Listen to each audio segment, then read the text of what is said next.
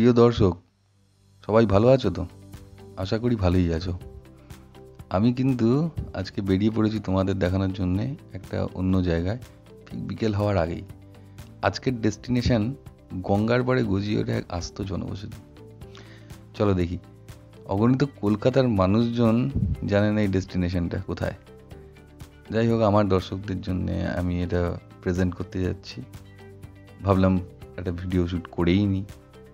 তো দ্বিধা না করে সাবস্ক্রাইব করে নাও, আর বেল আইকনটা অবশ্যই ক্লিক করে রাখতে ভুলবে না, সবার সুন্দর সুন্দর ভিডিও সবার আগে পেতে।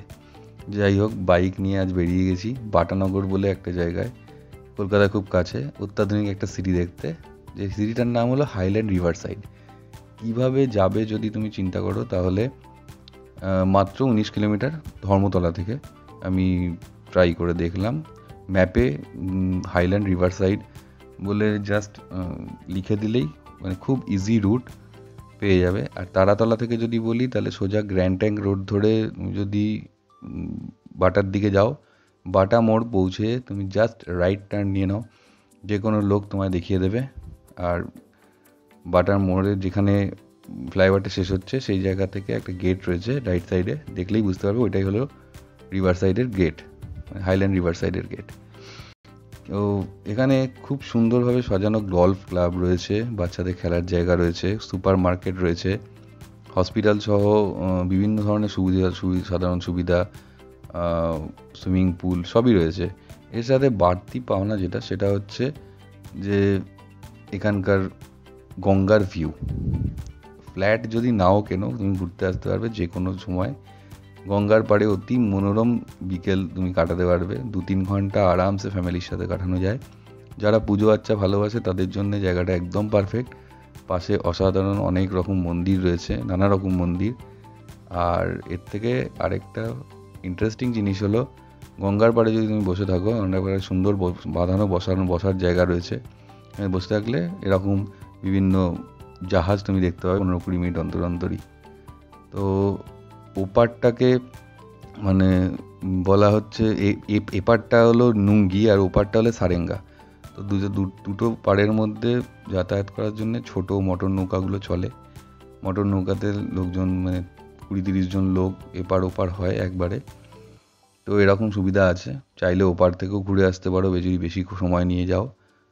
আর কলকাতার যেহেতু খুব কাছে, সেজন্য যাতায়াতেরও খুব অসুবিধা কিছু নেই। আর এখানে খাবার জিনিস নানা রকম পাওয়া যায়। খাবার জিনিসের মধ্যে ডিম টোস্ট, চা, তারপরে ফুচকা, আইসক্রিম, চানা, মুড়ি মাখা, এরকম নানা রকম জিনিসপত্র এখানে পাওয়া যাবে। তো যাই হোক, আমার এই ছিল ঘোরা।